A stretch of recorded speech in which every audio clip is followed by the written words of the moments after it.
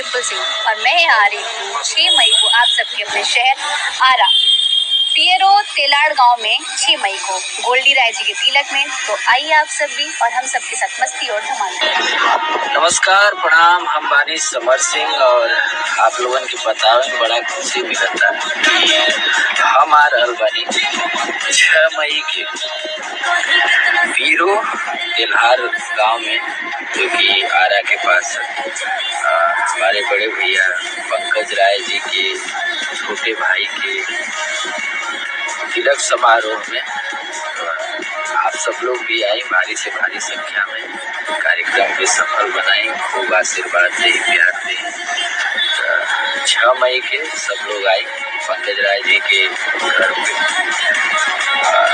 Enjoy करे कि भैया एक से बढ़ के एक कलाकार सब लोग आवता वहाँ, और आप लोग भी आए। नमस्कार, प्रणाम। हम आप लोग के अपना के लखनऊ और 6 मई की आवतनी आरा जिला के पियरो के पास तेलाड़ गांव में अपना बड़का भैया पंकज राय भैया के छोट भाई गोल्डी भैया के तिलक समारोह।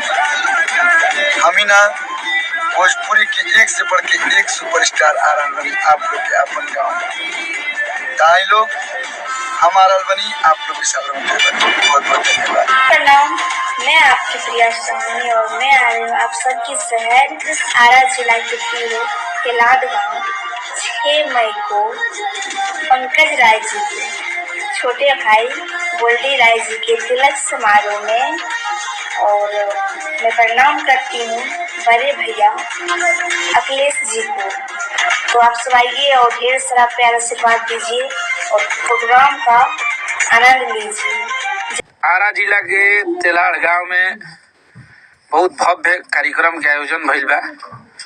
हमनी के पंकज भैया के छोटका भाई गोल्डी जी के तिलक बा काल, और भोजपुरी के समस्त सुपरस्टार पहुंचत ने, जरा के आप लोग देखी ले जा, प्रेम दिला जा। वो हमें से सबसे आप